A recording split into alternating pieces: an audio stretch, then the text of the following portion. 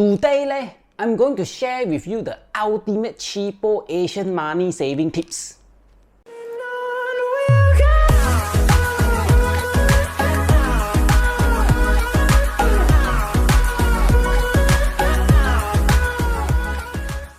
Hello everyone, welcome back to my channel. My name is George and today I'm going to share with you the Asian way of saving money. Nowadays, many people actually don't have enough saving to survive for even a few months without a job, Well, this is due to a combination of a few factors. Include stagnant wages, rising cost of living, and also a lack of financial literacy amongst our people. Well, we as a normal person, we can't really control on the first two elements. But we can improve on the third one, which is our own financial management. You guys already know that Asians need to be good in everything, right? So if normal people get B in their result, their parent probably will tell them, good, keep up the good work. But we Asian, if we get A minus, then we are a failure to our family already, right? So me, as a professional cheapo Asian, is going to share with you how I save up more money than you can earn in your lifetime, I tell you. Okay, the first thing is to limit your spending on eating out or eating at expensive restaurant. Or even better, cook at home. This can help you to save quite a chunk of money. I know now there are a lot of people always eat out every day and eat expensive stuff like the expensive Western, Japanese or Korean restaurant. Then every day, right hand have a Starbucks, left hand got a bubble tea. Like this, you know how much you spend, how much money on the food? I know everyone are working nowadays, very busy, so it's very hard to cook at home. But we can actually choose some budget option, like takeaway, economy rice or economy meal, right? Of course you can still eat expensive or luxury restaurants once in a while, just not every day Like for me Monday to Friday, I will order economy takeaway and cheap meals. Then in the weekend, I will choose either Saturday or Sunday to reward myself with a good meal at a proper restaurant. Next is to cut back on subscription service like Netflix, HBO Max, Disney Plus. There's actually a lot of ways for us to get free content in the internet. You just need to do some research if you know what I mean. Or if you really need one, at least try to limit yourself to just one subscription service. For me, I didn't subscribe to any streaming service like Netflix. The only subscription I have is my home internet data plan for working, right? Moving on is to use credit card or e-wallet wisely Listen properly, I say wisely, not to go on a spending spree. Credit card is actually a double-edged sword. If you use it wisely, you can gain quite a few benefits. But if you abuse it, you are going to go broke very fast. So what credit card and e-wallet can do is to help track your expenses. Because if you use cash, it's impossible for you to keep track of your monthly expenses. Like, how are you going to do this? Bring a book with you and record every time you spend money. Impossible With credit card and e-wallet, we will have a statement at the end of the month. Then we can check on our spending habit and make necessary changes if we overspend. The third one is to shop smart. Okay, so you need to choose your shopping location wisely Try to shop at the local market because this is where you will find the cheapest product. If not, you can choose cheaper hypermarkets such as like the Tesco and Giant. Try to limit your purchase in luxury market like the Village Grocer. Like in Malaysia is the Village Grocer, Jaya Grocer.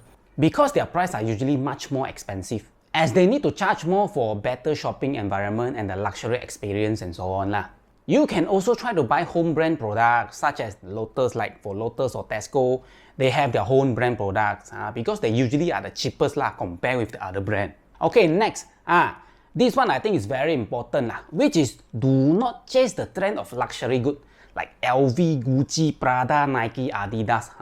I see a lot of people, especially youngsters nowadays, no need to eat but can buy LV.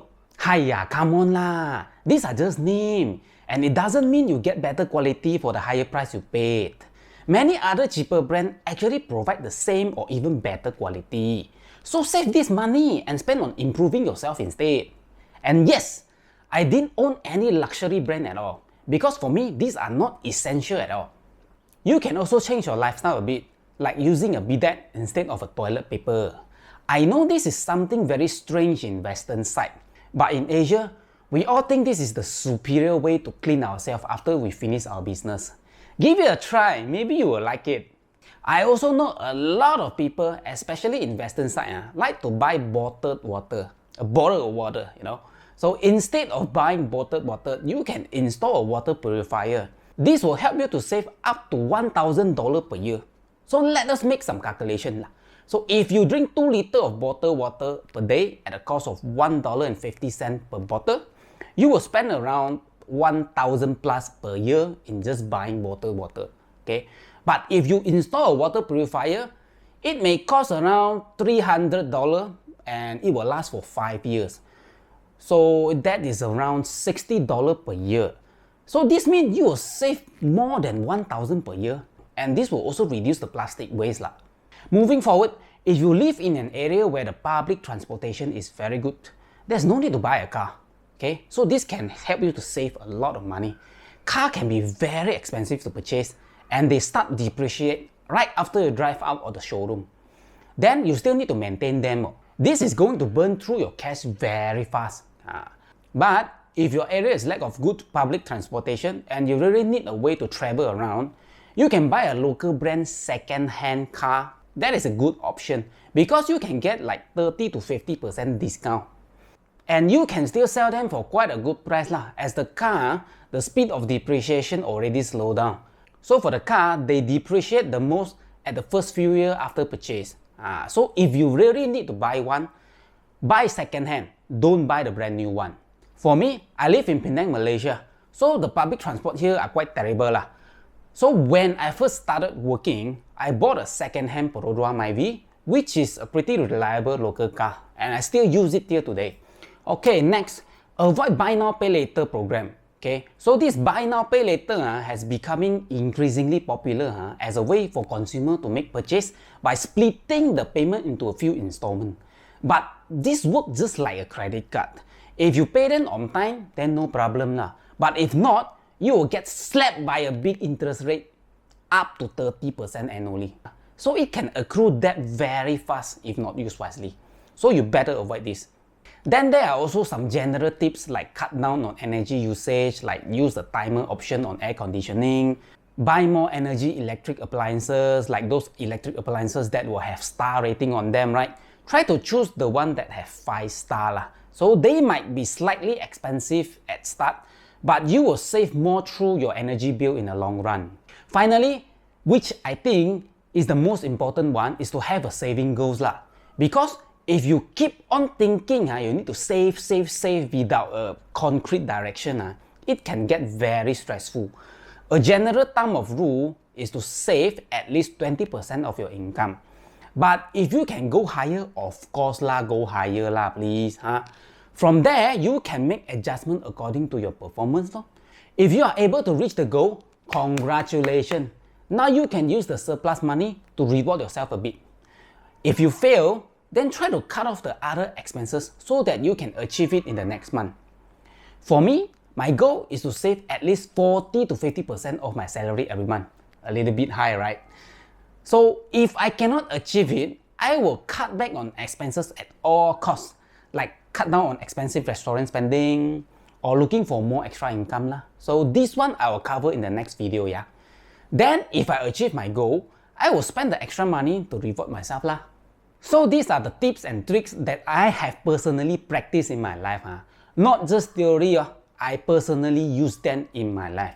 And I will say that I was able to save up quite a bit of money. By no means I'm not rich at all. But I have an emergency fund that can last me for more than 1 year in case I lost my source of income. So I hope this will help you to achieve your saving plan. That will be all for today. If you think you have gained some knowledge from this video, or you like this video very much, kindly click the subscribe button and hit the bell icon. I will see you on the next video.